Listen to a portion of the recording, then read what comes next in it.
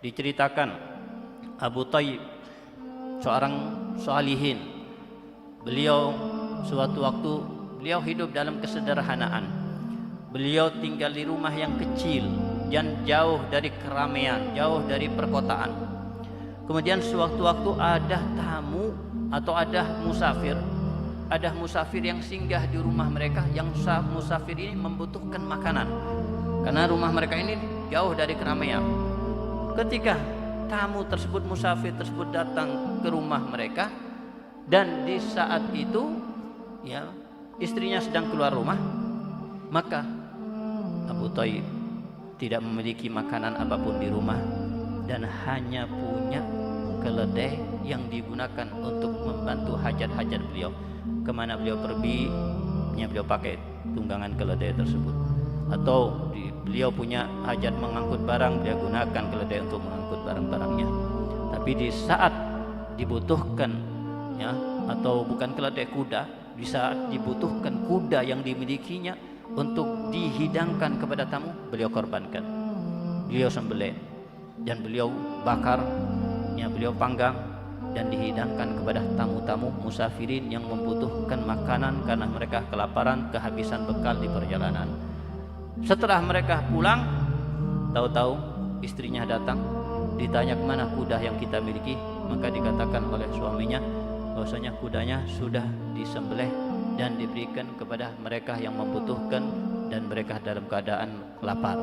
Maka istrinya ngomel, kamu itu kok enggak punya akal, kamu itu kok enggak mikir, kamu sedang dalam keadaan miskin. Iya, kalau kita kaya raya, kita membutuhkan kepada kuda tersebut, gimana lagi ya, dengan apa lagi kita akan menjadikan tunggangan untuk kita pergi ke tempat yang kita inginkan, terus kita dapat bantuan dari mana lagi itu. Oh, ngomel ya. Ini biasa kalau istri yang sholihah, istri yang betul-betul beriman kepada Allah Subhanahu wa taala, tentunya dia akan mengatakan, ya alhamdulillah, semoga apa yang kalian lakukan itu diganti dengan Allah Subhanahu wa taala oleh Allah dengan sebesar-besarnya. Insyaallah akan lebih banyak lagi nikmat dan rizki yang Allah berikan dengan sebab sedekah kita. Ya, seperti ini. Tapi istri ini kadang-kadang kebanyakan malah banyak yang bakhil-bakhil. Nah, Abu Thayyib di saat itu yang memberikan kudanya dan kemudian diomelin sama istrinya karena apa yang dilakukan daripada sedekah, sampai ribut, dan puncak ributnya mereka berdua ini sampai istrinya minta cerai. Istrinya sampai minta cerai, ceraikan aku, dicerai. Akhirnya kehilangan dua hal, kehilangan kudanya, kemudian kehilangan apa? Istrinya.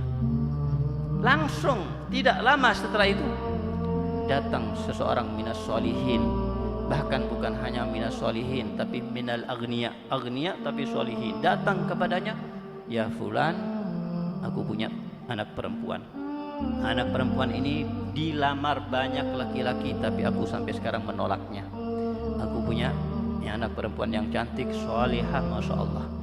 Aku mendengar kabar bahwasanya kamu bercerai dengan istri kamu.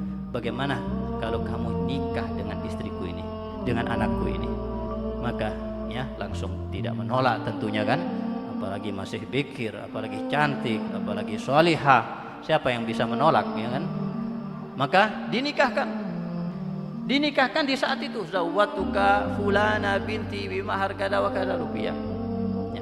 Setelah itu dia pulang untuk membawa anaknya, putrinya. Dibawa putrinya ke rumahnya, bukan hanya membawa putrinya sebagai istrinya, tapi sekaligus membawa 10 kuda. Jadi istri diganti oleh Allah Subhanahu wa taala. Kudanya yang diinfakkan untuk musafirin yang kelaparan diganti dengan 10 kuda. Tapi istrinya diganti dengan satu istri ya, dengan 10 istri.